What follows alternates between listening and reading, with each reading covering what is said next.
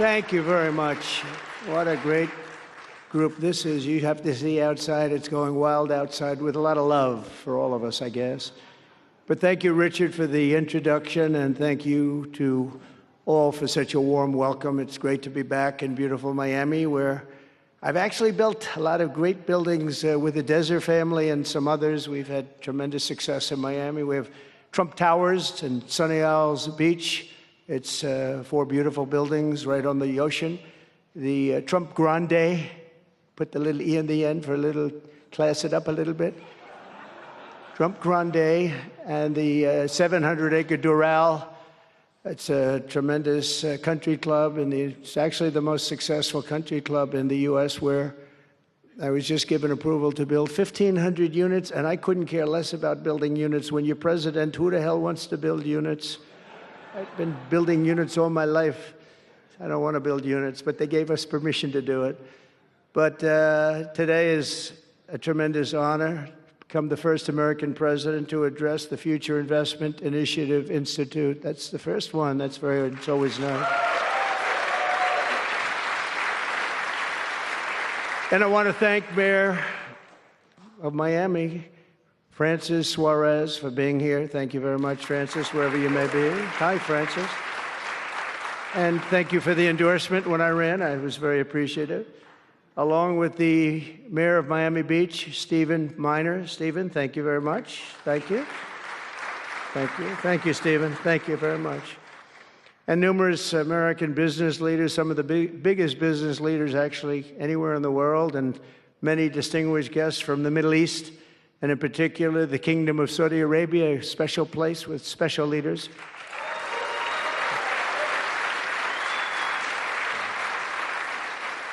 And including FII Institute Chairman and Governor of the Public Investment Fund, which is a seriously big fund. Yasser, I see you there. Stand up, Yasser. Everyone knows Yasser. Thank you. Great guy, great person. And Finance Minister Mohammed, thank you very much. Thank you, thank you very much. Good to see you again.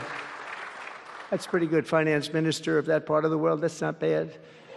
Other parts of the world, not so good, but that one is good. And many other senior government leaders. I also want to recognize the Kingdom's ambassador to the United States, Her Royal Highness Princess Rima. Ooh, very popular. Very popular. Wow, that's very nice. Sitting next to Elon. Wow, you couldn't do better than that, huh? As well as my own special envoy to the Middle East, who's really done a fantastic job, Steve Witkoff. Thank you, Steve. He's been busy. And Michael Waltz is here. Where is Michael? Michael's been so busy. They've been going back and forth and back, and a woman who is just voted the most powerful woman anywhere in the world. No, I'm going to go with Princess Rima, but she was voted the most powerful woman anywhere in the world, Susie Wiles. Thank you. Thank you. Most powerful woman. That's pretty good. We have to talk to you about that, Susie. It's pretty good. And also, we all know Jared Kushner, a very special guy. Thank you, Jared. Thank you, Jared.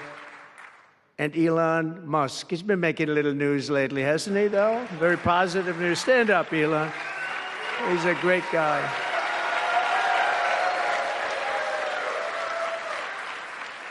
We did a little show last night. I heard they got very good ratings, too, by the way. We did. Hannity. Sean Hannity was fantastic, a fantastic man, a fantastic guy, and he did a show, and it was great being on the show with you last night. I come today with a simple message for business leaders from all across the nation and all around the world. If you want to build the future, push boundaries, unleash breakthroughs, transform industries, and make a fortune, because you want to make a fortune. Most of you have already made a fortune. I don't want to say that. There's no better place on earth than the current and future United States of America under a certain president named Donald J. Trump. I think that you're going to do very well. They're saying that November 5th, Election Day, 2024 will go down as one of the most important days in the history of our country. They said in 129 years, the most consequential election. I don't know if they're right about that or not, but it sounds good. I wanted to see if I could get a couple of more years tacked on, but I figured the fight wasn't really worth it. 129 is a lot. And as of January 20th, 2025, the dark days of high taxes, crushing regulations, rampant inflation, flagrant corruption, government weaponization, oh, I know about weaponization, and total incompetence will be gone forever. They'll be gone forever. Because the United States is back and open for business, and the golden age of America has officially begun. You see it happening. Since my election, America's economic engines have come roaring back to life in just a very short period of time. Think of it, from November 5th, the progress that's been made has been amazing. The NASDAQ is up nearly 10% in just a few months, and that's a lot.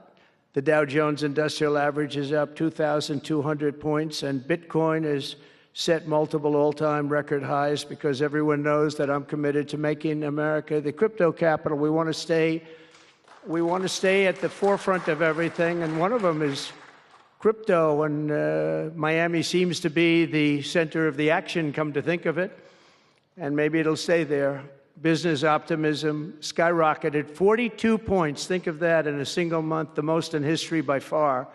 That's the biggest increase in history by not even close. The ISM index of manufacturing activity surged into positive territory for the first time in many years. Amazing. And it was just announced, this is an interesting one, I didn't realize it was that bad for so long, but it was just announced by one of the nation's most historically accurate and respected pollsters, Rasmussen, that the number of Americans who believe our country is on the right track now exceeds those who think it's heading in the wrong direction for the first time in 20 years. Can you believe that? 20 years.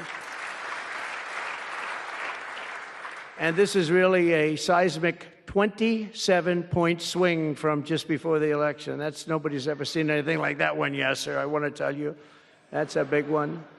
The best and most successful business leaders on earth are now racing to invest in the United States. Since November, DMAC has announced plans to invest $40 billion in the U.S., creating at least 10,000 jobs. SoftBank has announced investments of between $100 and $200 billion, creating at least 100,000 American jobs.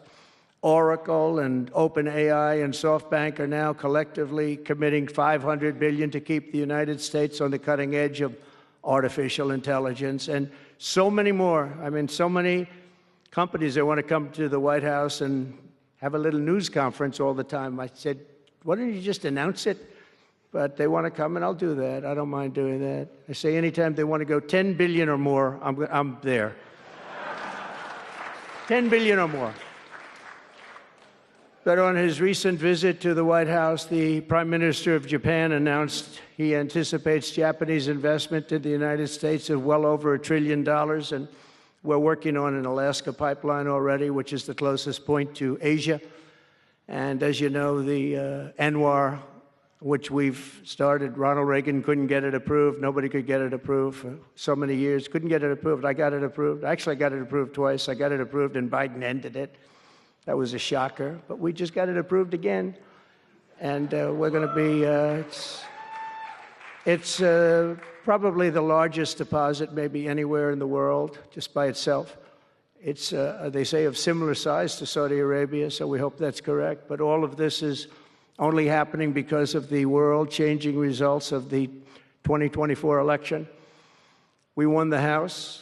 We won the Senate, the White House, and the Electoral College, and the popular vote in a landslide. We also won all 7 swing states, and all 50 states shifted in the Republican direction for the first time ever. So every state, every single state of the 50 states shifted Republican. It's never happened before. Either way, it's never happened. And 85% of counties voted for Trump. Think of that. So you have 2,600 counties versus 525. 2,600, think of that. That's why When you look at the election map after it was all done, the certified map, the whole thing was red. 2,600 versus 500. It's a big difference. Nobody's seen anything like it, actually. So as a result of this very historic victory, investors from all over the planet once again have confidence in America's future and respect for America's leaders. And it's about time we get a little respect. The last administration was the worst and most incompetent in the history of our country, but we are moving quickly to fix every single disaster Joe Biden created and make America stronger and more prosperous than ever before.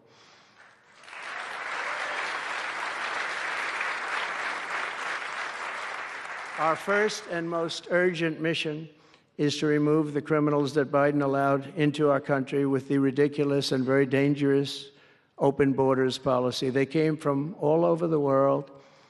They came from prisons and jails. They came from mental institutions and insane asylums. They were gang members. They were drug lords. They came from all over, and they were allowed to come into our country. And we're getting them out in record levels, just like they came in record levels. I want to thank Tom Homan and Christie, who was just she's doing a fantastic job, governor of South Dakota, and Tom Homan, you know, and they are doing a fantastic job, and the results are incredible. And every country is taking them back. They're sending their criminals to us, and they're all taking them back. We had a little problem with a couple of them that ended very quickly.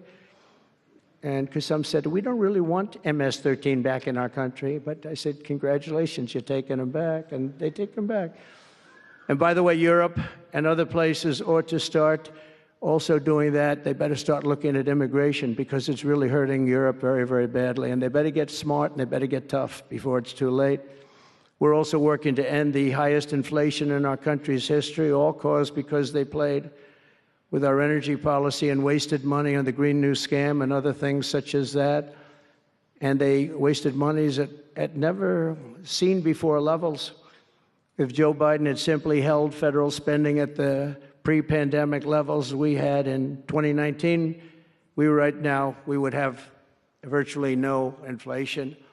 We're trying to balance the budget immediately, and because of the tariff income, which is really, it's already turned out to be amazing, actually.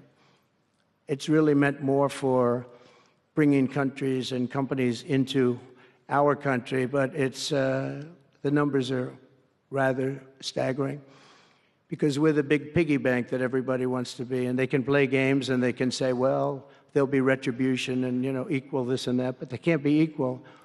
But we want to keep it so that we're the big piggy bank. And if we had years like we did the last 4 years, that wouldn't have lasted too long. So we're not promising it, but, you know, all of these things could happen. We hope to balance our budget. So I don't want to promise it, because if I do and we come about $10 short, the fake news media back there would say, we have breaking news. He did not make it. He did not make it. But we'll get it done very soon. It might not be this year, but it could be this year. Actually, we have a chance at getting it even this year, which people would be shocked at, because they were talking about 10 years, 15 years, 20 years from now. When I took office last month, we inherited the consequences of inflation that was more than 4 times what it was when I left 4 years ago. Think of that. I left, it was at 1.4%. And the annual government spending over $1.5 trillion more than projected in 2020 alone. $1.5 trillion. But under the Trump administration, all of that is changing faster and more dramatically than anyone ever thought possible. They didn't think it was possible to do what we've done in just a very short period of time. We've accomplished more in 4 weeks than most administrations accomplish in 4 years. On my first day in office, I imposed an immediate federal hiring freeze, a federal regulation freeze, and a foreign aid freeze. I signed an order creating the Department of Government Efficiency and put a man named Elon Musk in charge. Thank you, Elon, for doing it. Thank you very much. And he's doing a great job. I wish you could have seen him last night. It's really, you know, he's a very committed person. He's a very serious person. and he's a very high IQ people. You know, I like high IQ people. Not all have to be, but, you know, it'd be nice to have some people up there that he's a seriously high IQ individual. Now, he's got his faults also, I will tell you that. But not too many of them, which is now really waging war on government waste, fraud, and abuse, and they're curbing inflation and saving taxpayers billions and billions of dollars every single day. And there's even under consideration a new concept where we give 20% of the Doge savings to American citizens and 20% goes to paying down debt, because the numbers are incredible, Elon.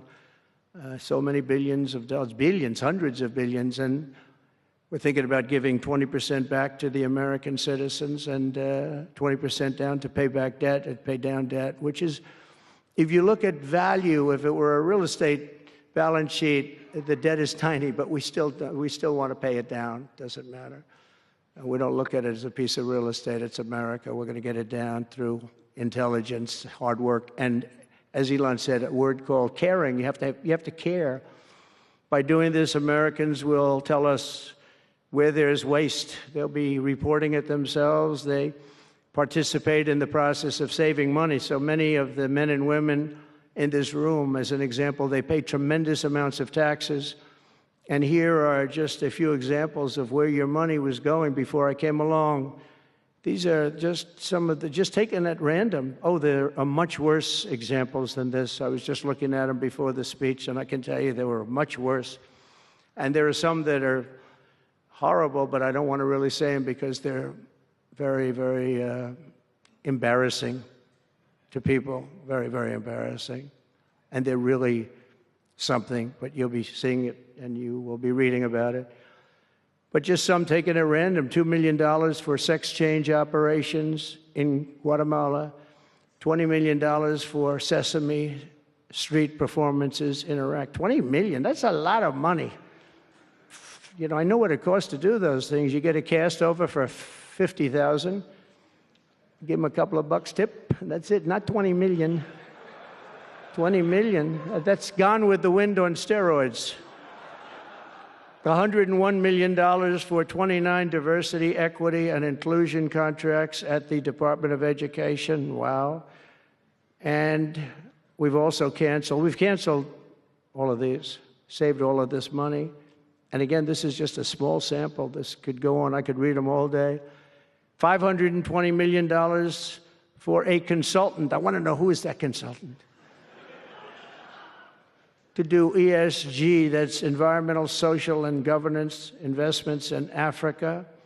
$25 million to promote biodiversity, conservation, and illicit livelihoods by developing socially responsible behavior in Colombia.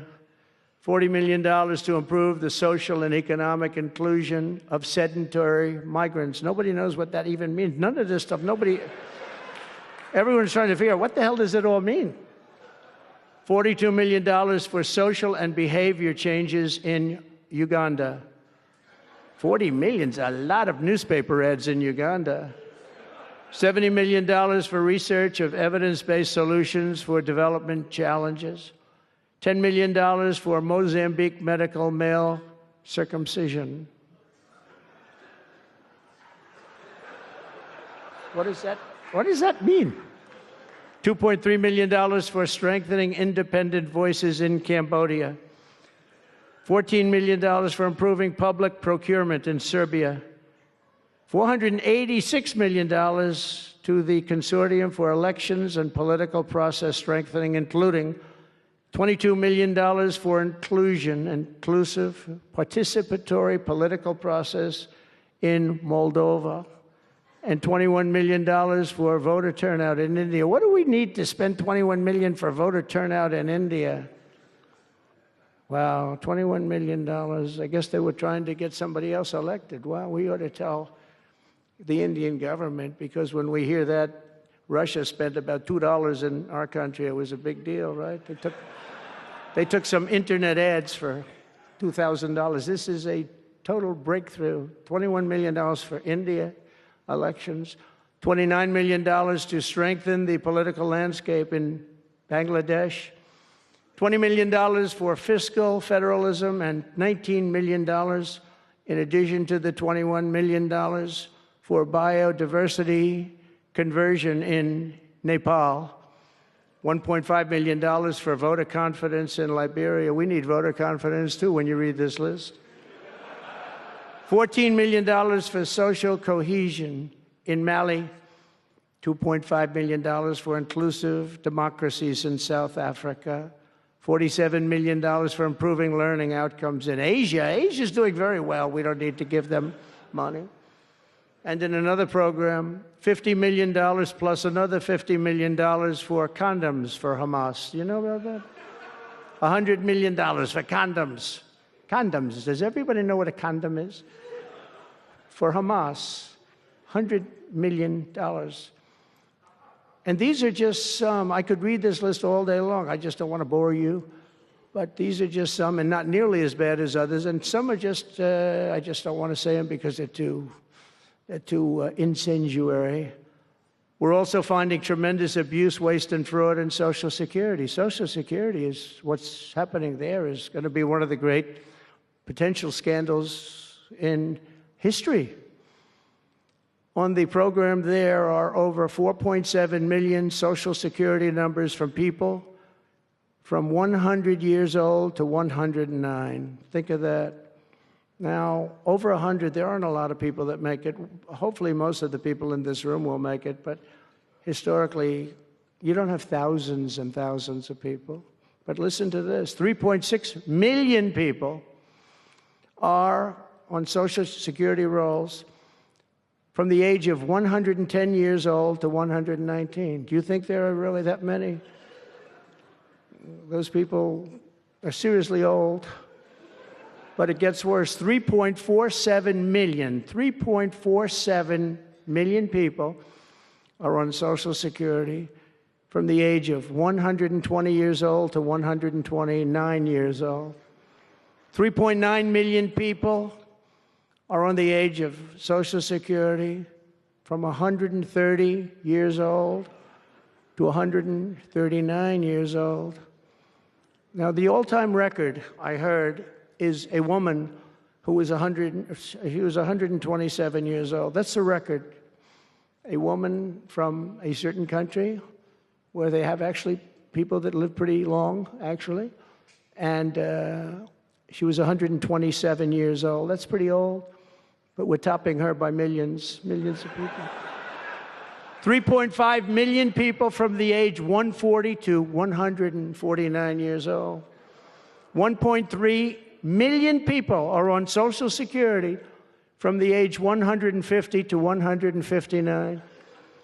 And over 130,000 people are on Social Security over the age of 160 years old, okay? Including 1,039 people, think of it, over 1,000 people between the ages of 220 to 229. And one person between the age of 240 years old to 249. And the record topper, there is one person on Social Security who's 360 years old, which is approximately 110 years older than our country.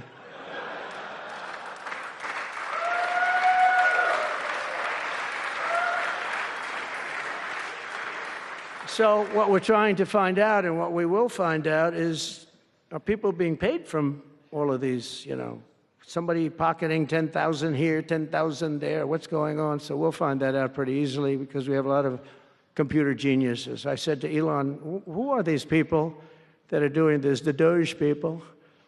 I said, who are they? Where do they come from? He said, well, number one, they love our country. Number two, they're really genius at computers.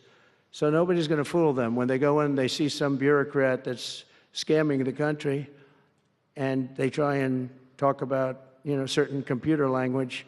These people say, no, it doesn't work that way. These are people that have a natural ability as you know, brilliant computer people. It was very interesting when he told me that. I said, that's what you need today.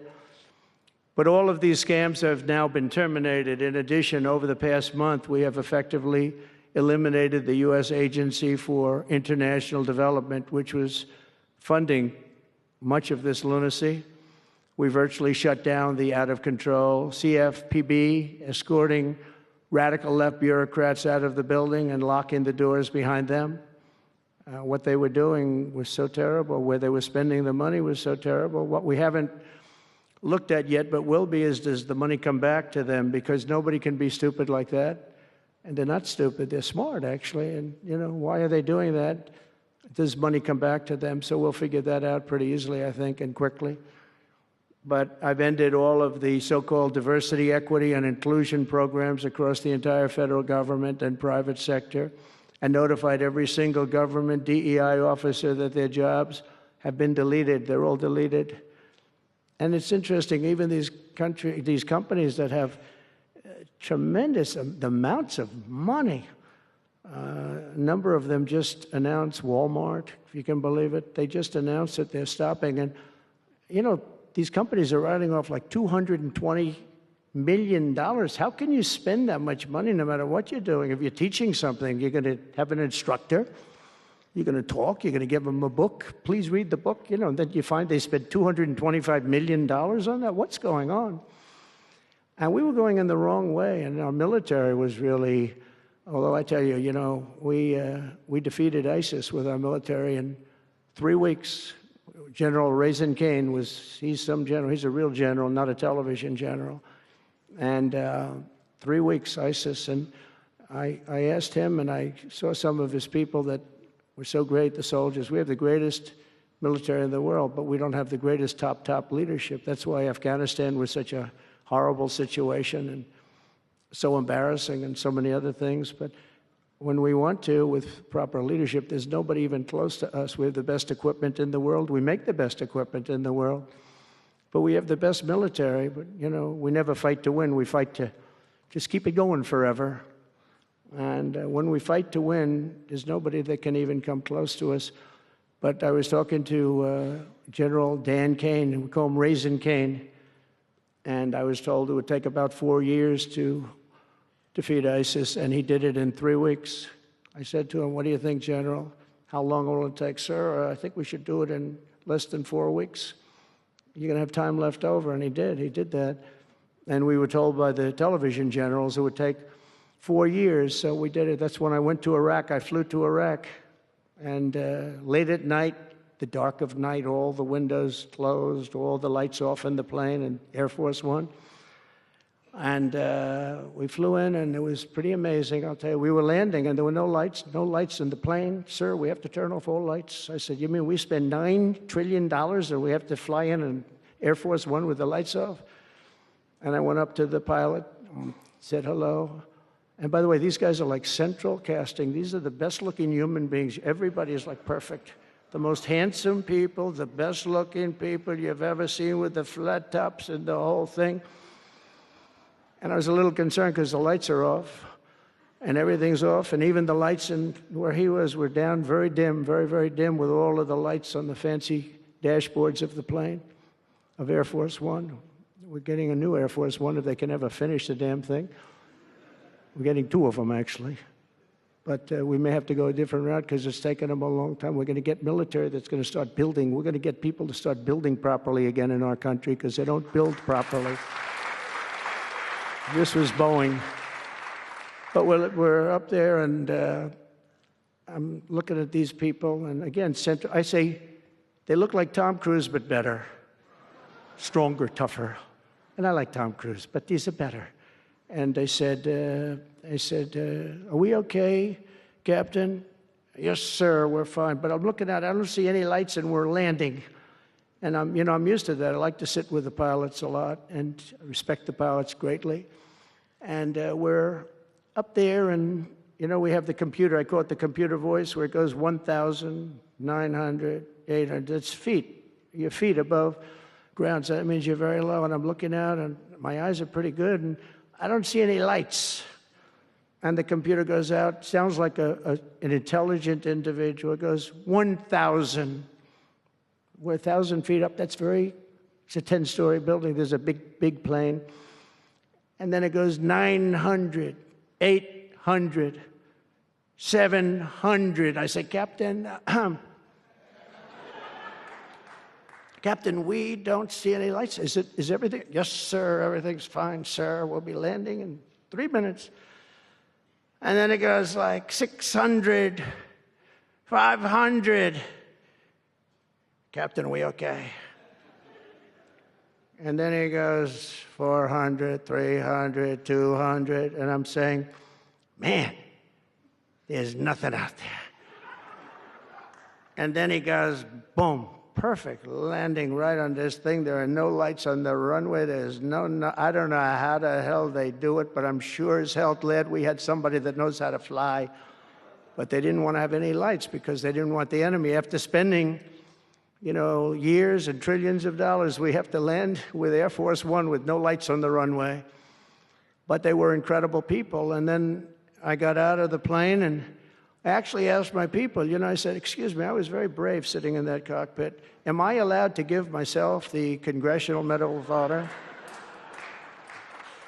And they said, I don't think so, sir. I said, well, I felt I was extremely brave. But now here's the problem with saying a story like that when you kid. The press will say, President Donald Trump wanted to give himself the Congressional Medal of Honor. Headlines, headlines all over, the fake news. We call it the fake news, but we're all wise to them. But it was something, and then I went down, and it was the same thing. I'm standing on the top, and I look down, and there's these handsome people. Everybody's like from a movie set. Good-looking guys. I get down the stairs, and what's your name? My name is Kane, sir. What's your first name? They call me Raisin. I say, wait a minute, your name is Raisin Kane? I love you. I've been looking for you for 5 years. You are the great.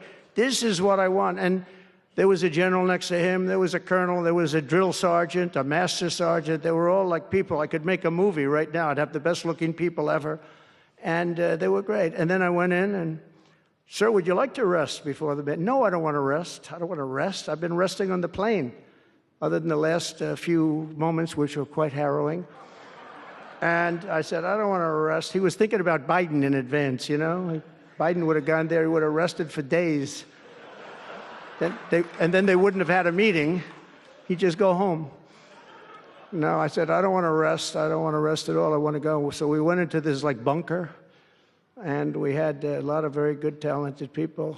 And that's when I asked him. I said, I'm hearing it's going to take a long time. No, that's not right, sir. It's not going to take a long time. We'll have it done in 4 weeks. I said, how can you say 4 weeks when in Washington they said 4 years?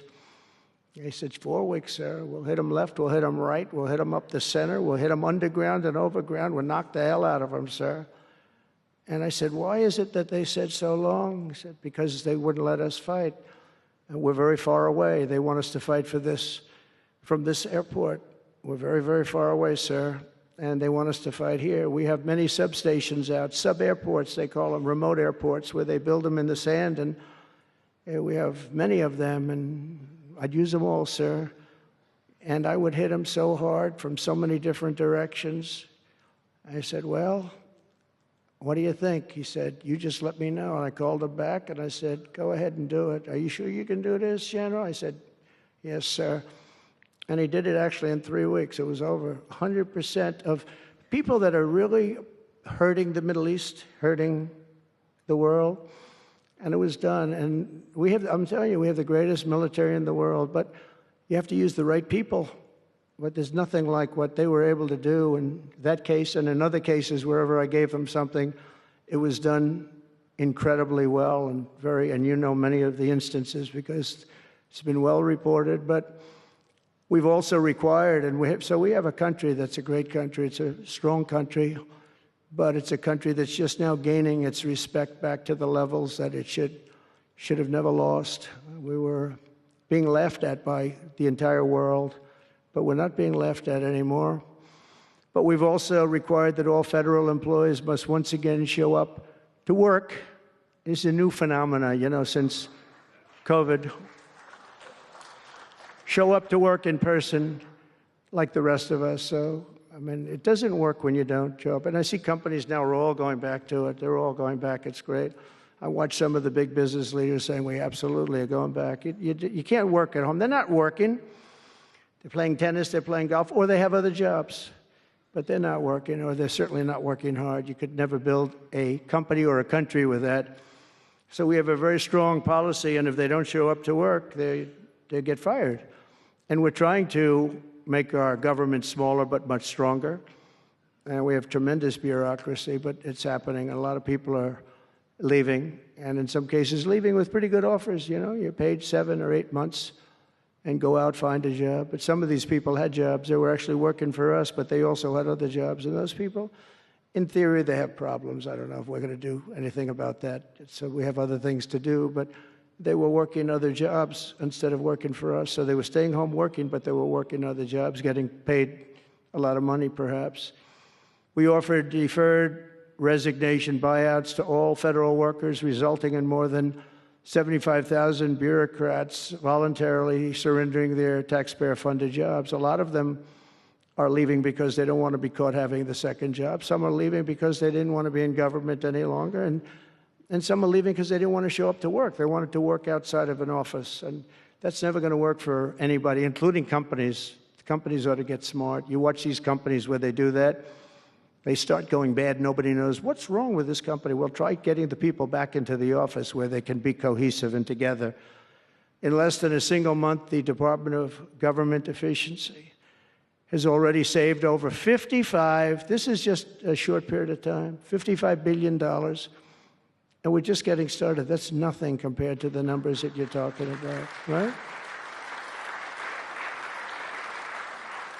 We're ending trillions of dollars in waste, and it'll mean much lower inflation, lower interest rates, lower payments on mortgages, credit cards, car loans, and much higher stock markets. I think the stock market's going to be great. In other words, we will rapidly grow our economy by dramatically shrinking the federal government, and we have to do it.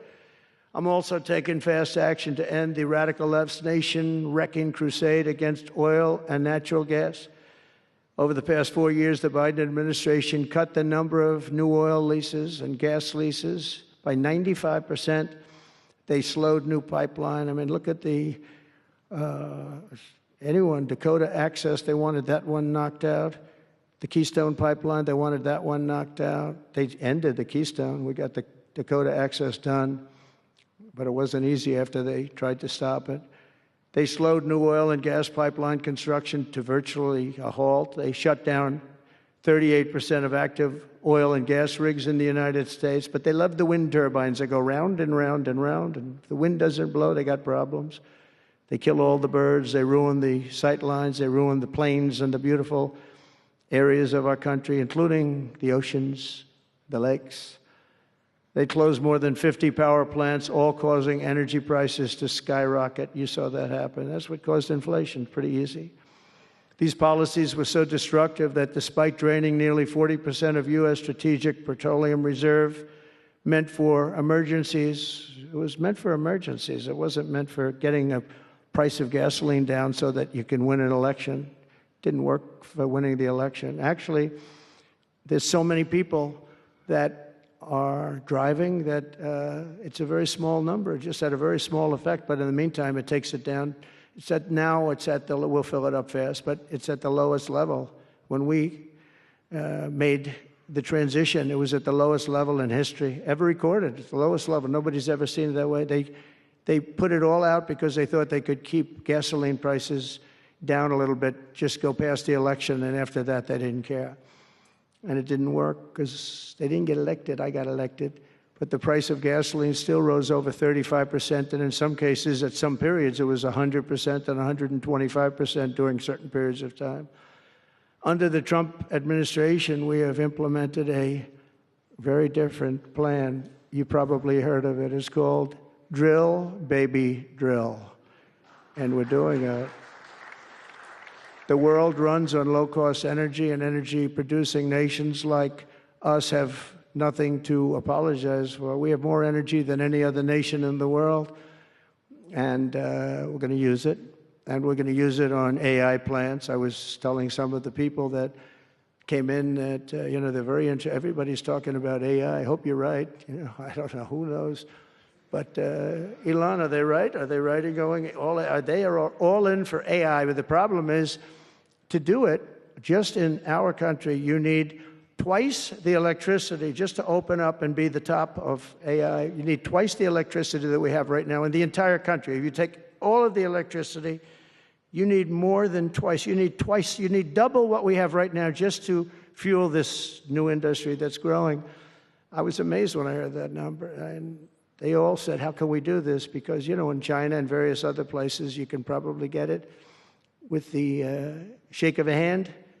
But in our country, you can't. But now you can, because I've been declaring a national emergency in order to get fast approvals. And we're going to have, if you build a plant, you're able to build an electric generating facility right next to your plant. So you'll be making your own. You won't have to count on utilities. You won't have to count on an old grid that could fail, could get hit by something, bad things or good things. But you're not going to have to worry about grids. You'll build your plant, and you'll build essentially you'll become a utility in a way. You'll build your own electricity. If you want to build extra and put it out and get paid for that, you're going to be able to do that. You could put it back into the grid, but you're going to be able to build with your plant a generating facility. And we're going to get you Lee Zeldin, head of the environmental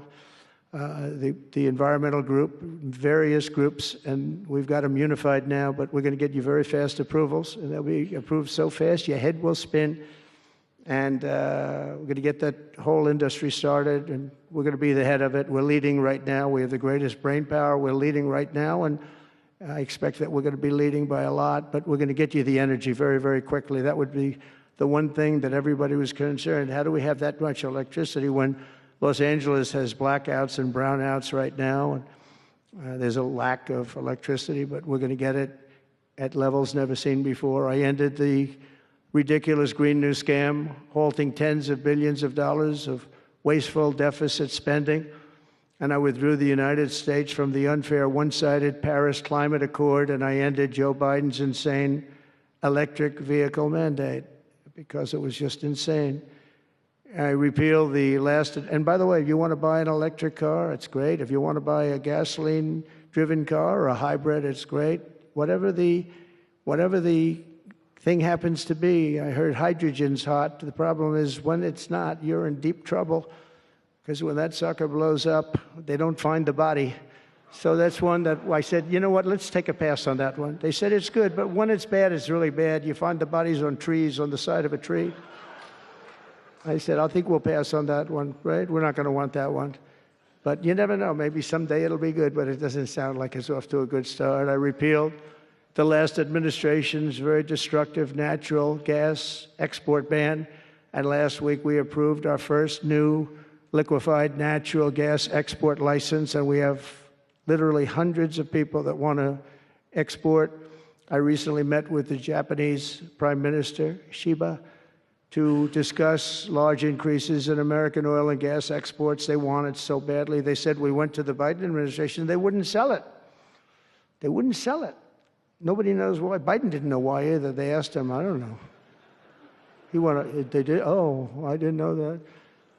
But we're going to sell it. And the new project in Alaska is going to feed all of Asia. We're going to take care of all of Asia. We have so much oil and gas, like very few people, like very few countries have, like really actually no country has. I also met with Prime Minister Modi of India, who wants to greatly expand India's purchase of American energy, and my administration has also launched the most aggressive deregulation program of any nation in history. Under my executive order, for every one new regulation added, 10 old regulations have to be eliminated.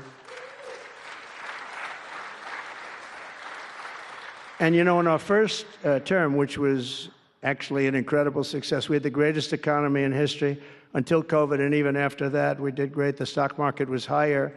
If you think of it, it was higher after the fact. After we went through that whole thing, it was higher than it was just prior to COVID coming in, which is a pretty amazing thing. But we did a great job on that, but it was a terrible thing for the world. The whole world suffered. It suffered terribly, including China, including other countries. It was a terrible period of time.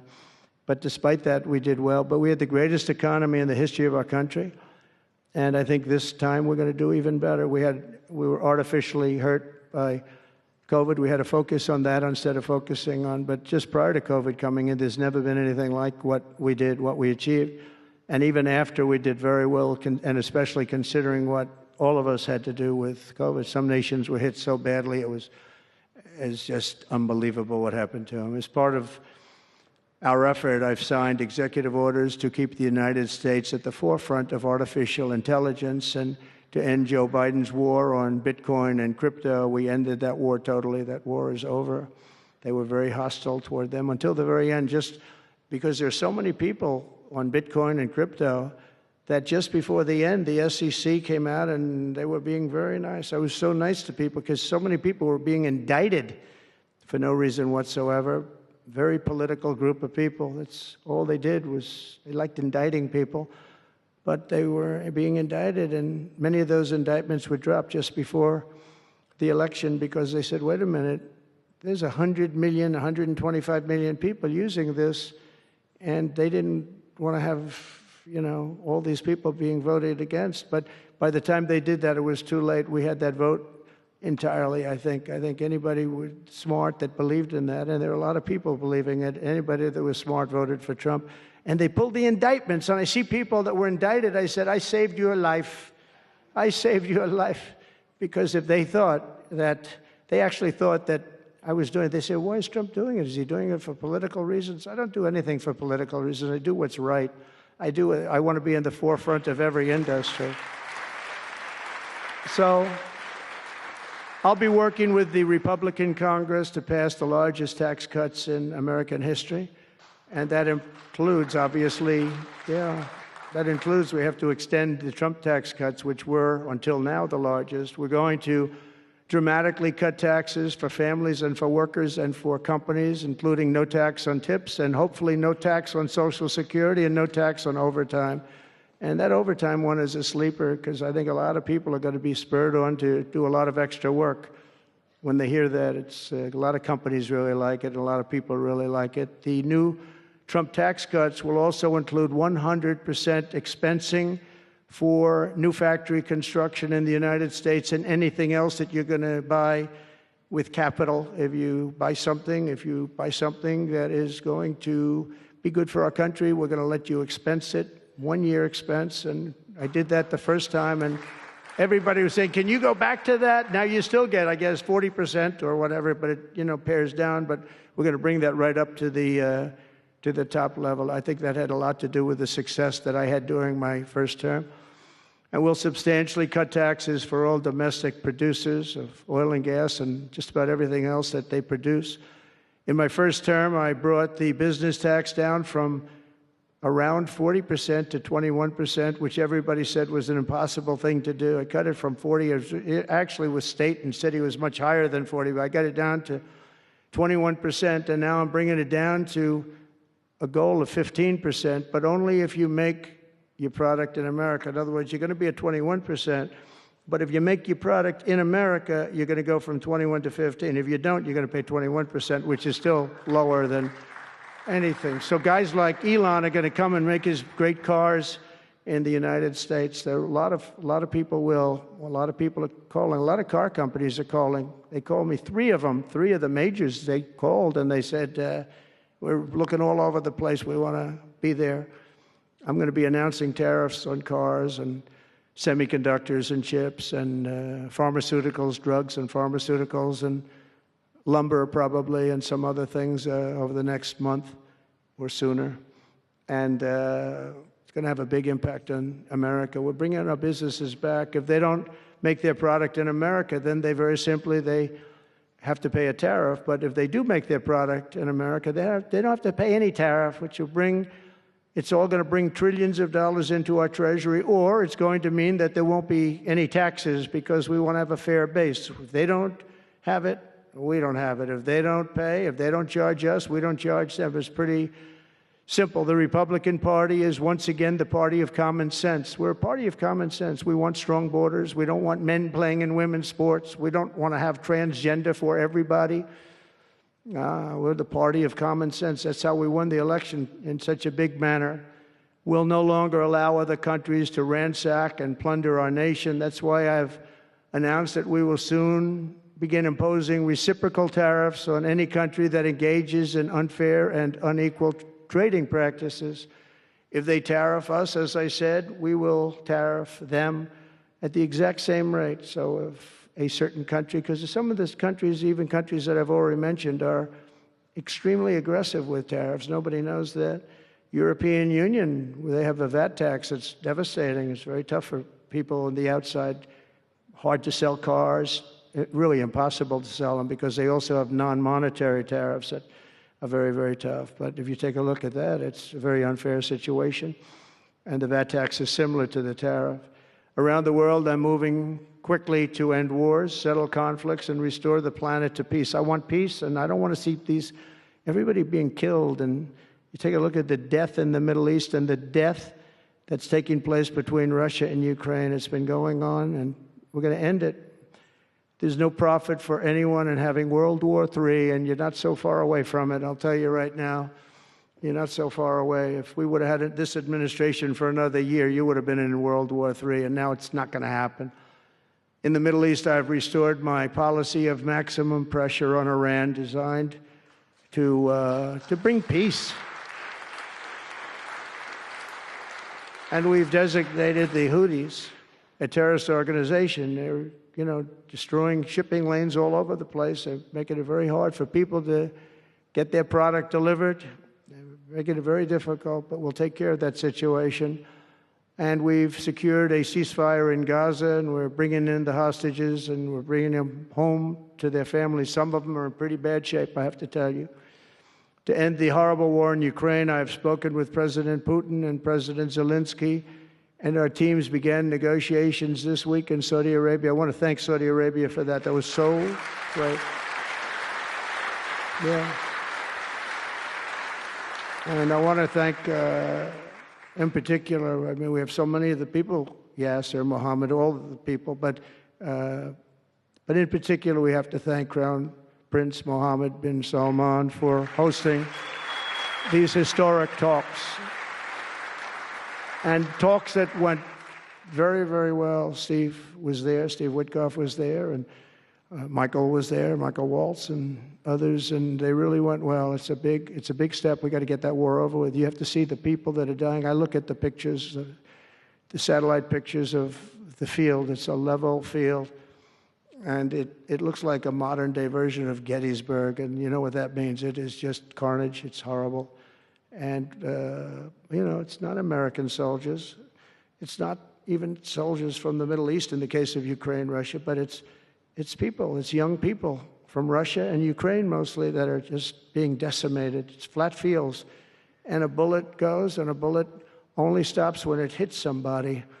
And the level of people being killed in that battle, soldiers, young soldiers, in some cases old soldiers, because they're running out of people. They're running out of soldiers, in one case. But think of it, a modestly successful comedian, President Zelensky, talked the United States of America into spending $350 billion to go into a war that basically couldn't be won, that never had to start and never would have started if I was president, not even a chance. And it didn't start for 4 years, never would have started. But a war that he, without the U.S. and Trump, will never be able to settle. They'll never settle that war without our involvement. That's why they did such a great job this weekend. That's why Saudi Arabia did such a great job this weekend in hosting. The United States has spent $200 billion more than Europe, and Europe's money is guaranteed. They get their money back. It's a form of a loan. Nobody knows that. I know that. I said, why isn't somebody saying, we do it the same way? And we spent much more money. We have to equalize. But while the United States gets nothing back, so they get their money back. It's a loan. We just give our money. And we had a deal based on rare earth and things, but they broke that deal. But they broke it 2 days ago. We had a deal because I said, we're spending $350 billion, and Europe gets their money back in the form of a loan, and we don't. We're just giving the money hand over fist. That's the Biden administration for you. But they're no longer dealing with the same United States as they were dealing with a few months ago. Why didn't crooked Joe Biden demand equalization, and that this war is far more important to Europe than it is to us, and that there's a very big, beautiful ocean, a separation? This is, we're helping Europe. We're trying to help Europe. On top of this, Zelensky admits that half of the money that we sent them is missing. They don't know where the money is. He said, well, we don't know where half of it is. That's great, wonderful. He refuses to have elections. It's low in the real Ukrainian polls. I mean, how can you be high with every city is being demolished? It's hard to be high. Somebody said, oh, no, his polls are good. Give me a break. Every city is being demolished. They look like a demolition site, every single one of them. And the only thing he was really good at was playing Joe Biden like a fiddle. He played him like a fiddle. That's an expression we use, yes, sir, to say that he's pretty easy, pretty easy. A dictator without elections. Zelensky better move fast or he's not going to have a country left. Got to move fast because that war is going in the wrong direction. In the meantime, we're successfully negotiating an end to the war with Russia, something I'll admit that only Trump is going to be able to do in the Trump administration. We're going to be able to do it. I think Putin even admitted that. Biden never tried. Europe has failed to bring peace, and Zelensky probably wants to, maybe he wants to keep the gravy train going. I don't know what's the problem, but he hasn't been able. He's very upset that he wasn't invited. He could have come if he wanted to, but that he wasn't invited to Saudi Arabia. But he's been working for 3 years. There's never been even meetings or phone calls to stop this war. It's a horrible thing. I figure Russia's lost 900,000 soldiers. I think that Ukraine's lost probably 700,000. And it's a terrible thing. You'll see bodies and body parts all over the field, all over. We see them very accurately through satellites. I love Ukraine, but Zelensky has done a terrible job. His country is shattered, and millions of people have unnecessarily died. And you can't bring a war to an end if you don't talk to both sides. You got to talk. They haven't been talking for 3 years. So we hope to see a ceasefire soon and to reestablish stability in Europe and the Middle East. Thank you very much. And as I've said before, it's my hope that my greatest legacy will be as a peacemaker and a unifier. That would be a great legacy. So in conclusion, the golden age of America is upon us, and I'm inviting everyone here today and every citizen across our land to take part in the most extraordinary period of peace, prosperity, growth, innovation, wealth creation, and expansion the world has ever seen. We're on our way. I mean, everyone's talking about us. 3 weeks. We're in there for a couple of days more than 3 weeks, and everyone's talking about it. You have to see the crowds of people outside. It's pretty amazing what's happening. We're on the verge of soaring markets, surging incomes, booming production, groundbreaking technologies, thrilling discoveries, and a quantum leap in the quality of life. Absolutely a quantum leap. One day, very soon, our country will have the greatest economy in the history of the world because we once again have a president who puts America first, and we put America first, and your country should put your country first. But in the end, we want America first, and when it's all beautiful, which it's going to be pretty soon, we want to help other countries, and you want to help other countries. But, you know, I tell your leaders, and some of the leaders are in this room right now, you got to put your country first. Whether it's Saudi Arabia, whether it's something else, you got to put your country first. But we're going to have plenty left over to help others also. As long as you invest in America, build in America, and hire in America, that means that I'm fighting for you. I am fighting very hard for you. Together, we're going to make the United States of America bigger, better, bolder, richer, and greater than ever before. It's going to be stronger than ever before. We're going to be a peacemaker and a peacekeeper. We're going to stop people from these stupid, never-ending wars. We're not going to partake in them ourselves, but we'll be stronger and more powerful than anybody by far. And if it ever came to war, there is nobody that will be able to come close to us. But we don't think that's going to ever happen. So I want to thank you all very much. It's a great honor to be here. And I think somebody said they're going to ask questions. And I didn't say, gee, what are the questions like Biden does? I say, just ask. It doesn't matter. You ask a question and I give an answer. So I think, Richard, you're going to come up and you're going to give me some questions. Thank you very much. Thank you for watching. Make sure you subscribe to our YouTube channel and be sure to watch more videos from Fox, Illinois.